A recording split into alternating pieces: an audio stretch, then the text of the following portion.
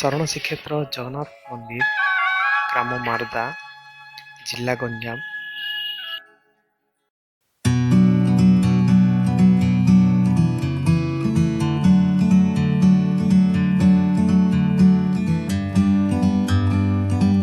ଏଠି 282 ବର୍ଷ ପୂର୍ବେ ପୁରୀରୁ ତିନି ଠାକୁରଙ୍କୁ ପାତାଳି କରି ରଖାଯାଇଥିଲା।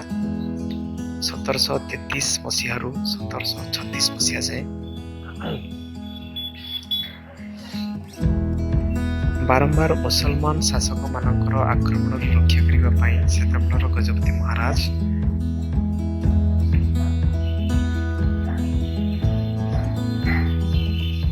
ରାମଚନ୍ଦ୍ର ଦେବ ଏଠି 2 ମାସ ମଧ୍ୟରେ ଗୋଟେ ମନ୍ଦିର ତିଆରି କରିକି ଏଠି ଭଗବାନଙ୍କୁ ପାତାଳି କରି ରଖିଥିଲେ।